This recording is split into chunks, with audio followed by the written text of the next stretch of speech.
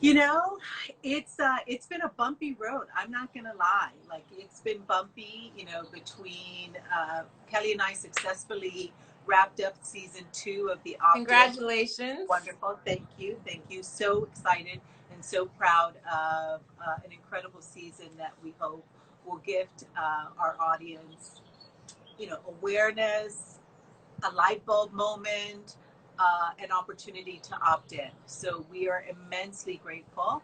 And then the other flip side for me is just being an entrepreneur and trying to support clients during this very unprecedented time. Yeah. I've been signing off all my emails with stay buoyant for Yeah, that reason. I actually just posted something on LinkedIn and Instagram this morning about buoyancy and what that means to me and how I think it's really apropos for right now. absolutely. Can you say a little bit more about that, Nat? Yes. Right now? Well, let's have her introduce herself, and Okay. then we'll go Sorry. into the buoyancy, because I think my guess is, because I got a glance at it this morning, and I think it's about a lot of what you're sharing with people during this time from your unique point of view. So, Okay. you didn't tell us how you were, Kelly, because you're I'm juggling a great. lot too. You're I'm great. juggling homework, lots of printing. Right now, I'm great, Natalie. Good. How many kids do you have, Kelly? 3 kids, and we got a new puppy on Monday. Woof. How old are your So children? 14, 12, and turning 10. Okay, so a lot of homework to monitor. And Aurora, how about you? How old are your children? I have 2, so I'm not actually at all, I'm not engaged in homework because I have a freshman in college at the Santa Clara University. So she's back from California and she's got her thing going on. And then I have a son who is 17 and a junior in high school and who's on top of his game. So, I'm very grateful. My hat's off to all the mamas like Kelly and all of the ones out there that are juggling, working, household, children. I have at least the children homework bit. Like my kids are grown. It's a wrap. It's a wrap. They got it. They can do it on their own.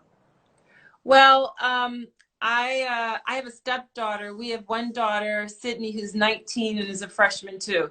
So she just got through her finals. So Excellent. she's really happy about that. Did she just have a birthday? No, she's a December baby. Oh, she's December. Oh, maybe it was your Mother's Day post, which I loved. Yeah, Mother's Very Day. cool. Yeah. Very cool. She gave me a great gift. Both she and my husband listen very well. And I'm trying to eat more vegetables like beets and cabbage and it's really hard for me. So I'm learning how to pickle. So she gave me like this pickling set. So that way I'm going to eat more beets and carrots and cabbage and that sort of thing. I like it. That's fantastic. I love anything pickled too. Me too. I love pickled stuff. I love the acidity. Yes. The acidity. And the saltiness. I was going to say, wait a minute. I was like, let's be real. All right. What do you love? It's the salt. It's the salt. Let's keep it real. It's the salt. So, Miss Natalie, thank you so much for taking the time out of your super busy and hectic schedule to join us on the opt-in on the Stoop on this beautiful springy day. Totally. Our Fridays, we've been wearing winter hats. Yeah. I mean,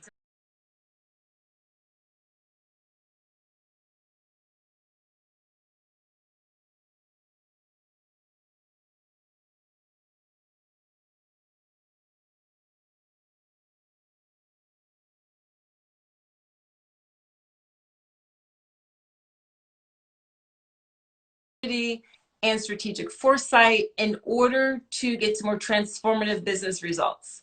So that's what I do in a nutshell. Love it. Beautiful. wow. And so I can only imagine that these times are requiring leaders, homemakers, all of us to be creative. Yeah.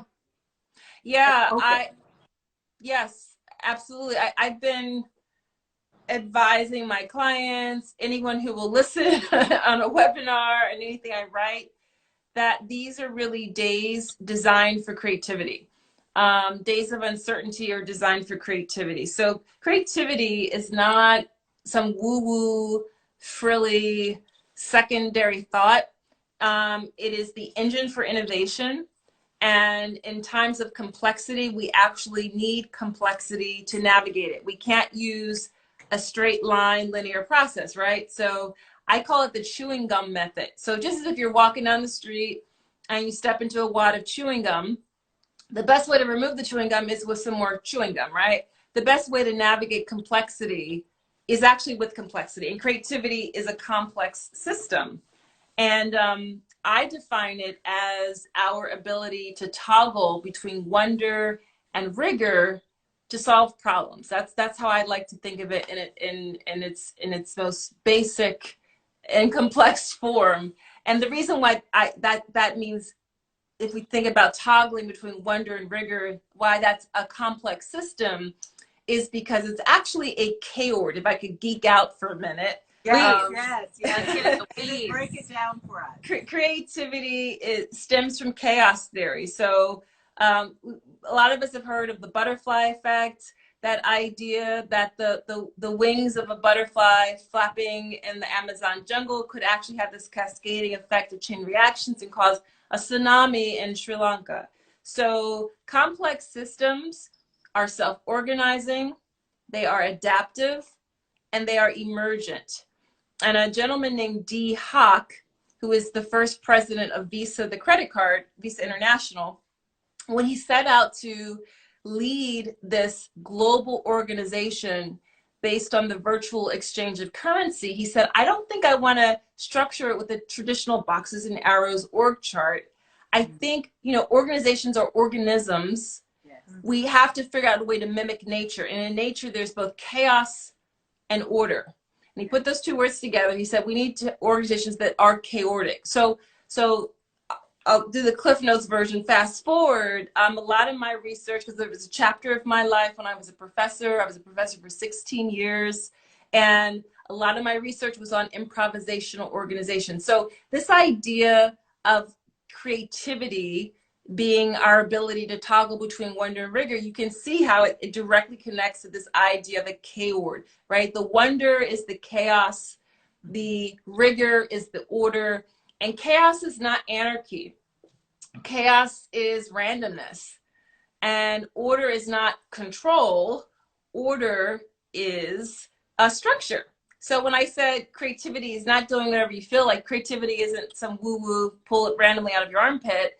It requires a lot of time on task, study, intentionality, discipline. It's often very solitary work. It's not really sexy a lot of the time. And then it requires us to really engage in wonder. And what I found what I'm helping a lot of my clients is that they're not designing the space and time for the wonder. And even the stuff that they think is rigor, incessant meetings, procedure, the rule book, I wouldn't even call that rigor. That's kind of churn. Yeah, churn. Wow, I have so many questions from what you just shared. Okay. But one of the biggest ones is, how do you create space now? And maybe there is more space because we're all sitting at home, working from home. But how are you now creating that creativity and that rigor with teams, right? In a world where we're not being able to connect in a space, a creative space, a wondrous space together. So when it comes to teams, I'll share an example of a 3-hour design thinking webinar I led for a client last Friday. Yeah. And so when I was invited to lead this workshop, we had no idea COVID-19 would come around. And so we had to quickly pivot and figure out, how do you do this virtually? And the client was the Arts and Business Council of Greater Philadelphia. And I was working with their creative exchange cohort. So the way I did that over 3 hours, so time is a constraint for creativity.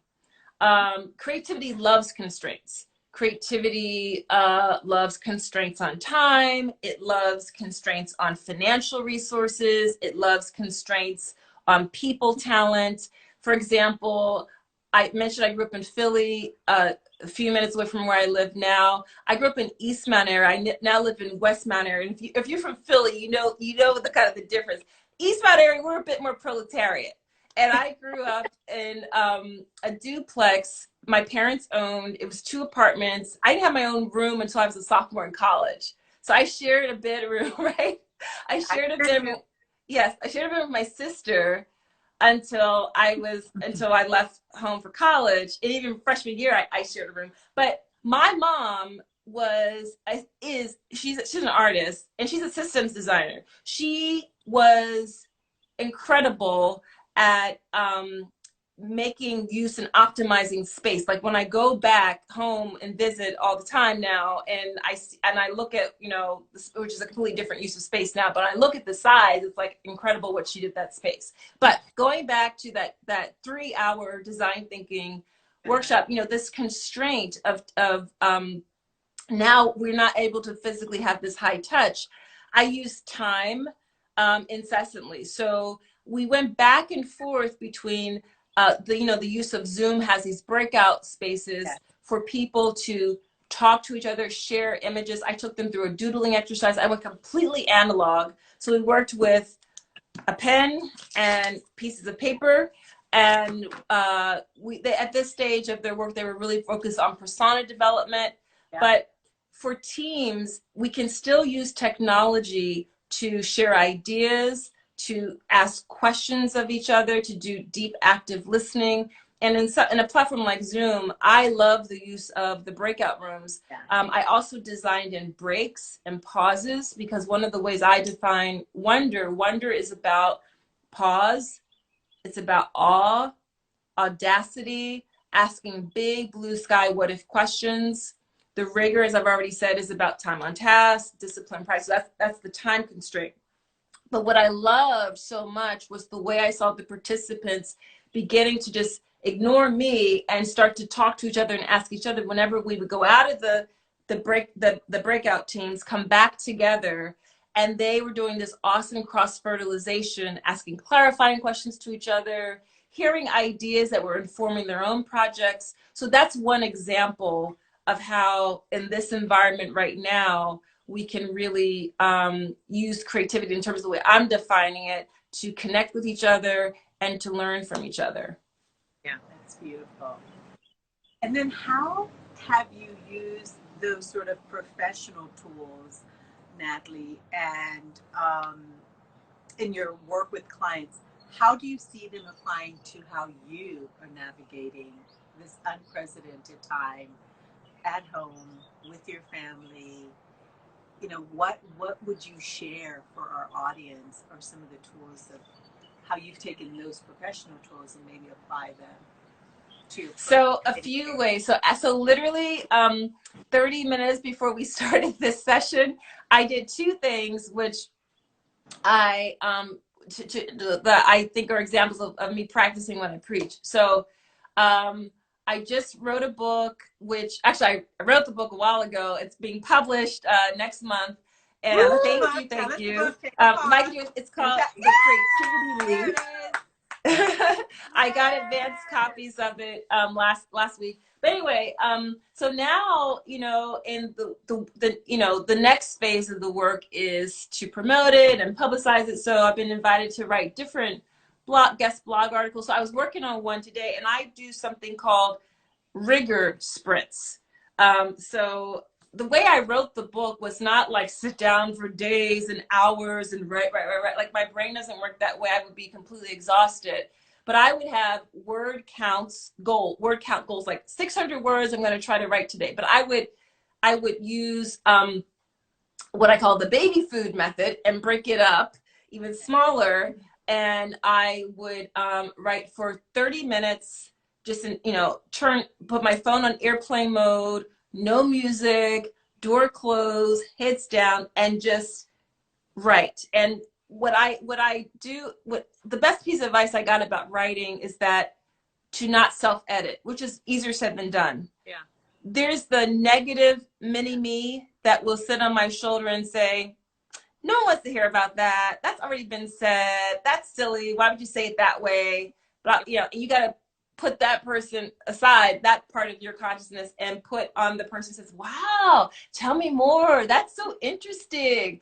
How did you think of that? You know, and that was the part of my brain I had to really pay attention to. So earlier today, I set my timer for just 15 minutes and did a really quick, intensive start of a guest block. So that's an example of rigor that I am practicing to get things done.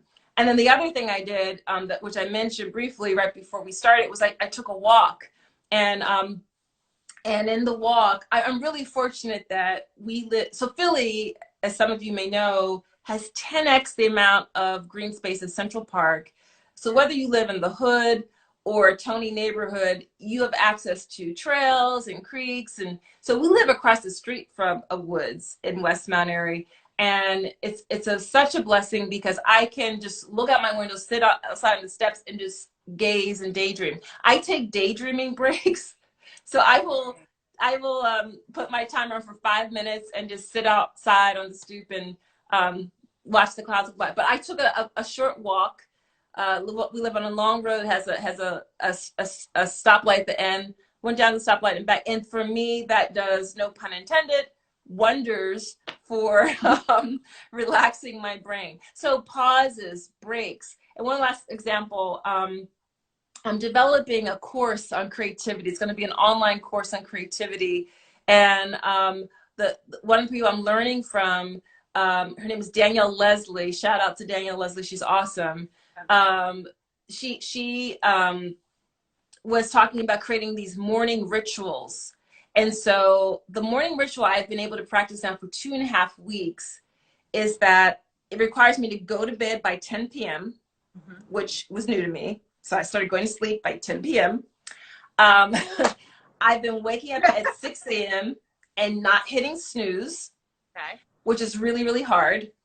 Yeah. And between 6 a.m. and 7 a.m., I have done my morning hygiene ablutions. I have done my morning prayers and journaling and meditation, and I've stretched my body.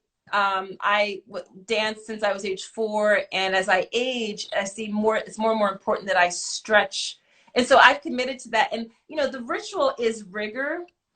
But one of the things I say about rigor is that wonder is found in the midst of rigor. Even when you're doing that intensive grind, like, oh, I gotta get up, oh, I gotta stretch my body. It's like those moments when it's like, wow, you know, that sort of aha moments occur to me.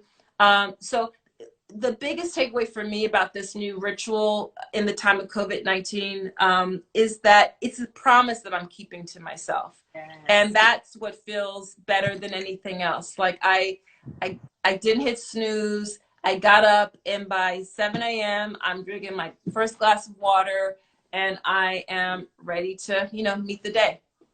Beautiful. I love that. I did have to, when you had emailed me, ablutions was new to me. I had to Google that word. And it was such a beautiful word, right? It was like cleansing and washing and kind of literally and figuratively. Such a beautiful word. So thank you for that. It is. That was a gift. You wrote an article today with another great word called buoyancy or buoyant. Oh, yeah. Tell us a little bit about that. And so I've been signing off. I'm sorry. No, what was the inspiration and what was the takeaway? So I've been signing off my emails, especially since COVID-19, with Stay Buoyant, comma Natalie. And part of that's because I'm a swimmer, and my mom took us to the Germantown YWCA when we were tiny to learn how to swim. And yeah, I mean, it helped me not be afraid of the water, but I never really swam. So I love the water, but I wasn't like a swimmer. I wasn't on the swim team. I wasn't until many, many years later. I studied abroad in Brazil in college. The currency devaluation, the currency exchange between the US dollar and the Brazilian real was so ridiculous that I was actually able to take swimming lessons at a country club in Salvador da Bahia. And a very old man who was probably 70 years old. He didn't speak a lick of English, and my Portuguese at the time was pretty basic and rudimentary. He taught me to really to swim. And all he did, he never got in the water, and I actually never moved my legs or arms. Every lesson, he was teaching me how to breathe. And swimming really is learning to breathe differently. And once you get that, a very different way of breathing out of your nose when your head's immersed in the water, and when your head is out of the water, you're taking air in through your mouth. Once you get that down, your arms and legs follow. Well, fast forward some years after that, like decades after that, I was having flip turn envy. I was envious of people who could, swim down a lane and flip turn and back. And I taught myself how to do flip turns by watching YouTube videos, which was a very humbling experience because I was pathetic at it at first. But finally, I mastered it. Now I can swim for hours and hours and hours. Anyway, because I'm a swimmer, I'm very attuned to this concept of buoyancy. And one of the things you learn when you're swimming in the ocean is if you're feeling tired or cramped or scared, the first thing you should do is flip over into your back. And when you flip over onto your back, there's several things that happen. Number one, you really feel the buoyancy much more so than when you're doing the crawl or whatever the swim technique is you're doing. Secondly, your perspective completely shifts because all of a sudden you just see the expansiveness of the sky versus the little sea creatures or fish or wherever you've been swimming. And so it's this idea so buoyancy to me is about relinquishing control. It's about shifting your perspective, and it's about being totally in flow. And that was my message about staying buoyant. And sometimes another visual that a friend of mine gave me, Jules, my friend Jules Reed, who's in San Francisco, she gave me this idea, this image of a cork in water, right? Whether it's in a bathtub of water or a lake or the ocean, it's just going with the flow. And that's how we have to be right now, in my opinion. Bobbing along. Yeah. Bobbing along. Wow. I love that. So many water metaphors laced into buoyancy. Yes, a ton. And so you had a special gift today to people who may be listening right now. Did you want to tell them a little bit about Yes. So anyone who's listening today, I have two gifts I'd like to share. If you email me, and maybe I can type it in, or something. I'll type it in. My email address is Natalie, Natalie, at Figure8 Thinking. That's FIGURE, the number 8 thinking.com. I would love you to contact me. And if you do, I would love to opt you into the Ever Wonder newsletter, which comes out like 6 times a year. A free sample chapter of my new book, The Creativity Leap. And I'm going to also throw in some brainstorming tips. I created this PDF, some fun ways to brainstorm, because I hate it when people are like, oh, just brainstorm or just ideate. No, you actually need a little bit of structure. Yeah. And those prompts help. So I'm going to share, if you email me at Natalie@Figure8Thinking.com, sample chapter of the book, some brainstorming tips, and you'll start receiving the newsletter.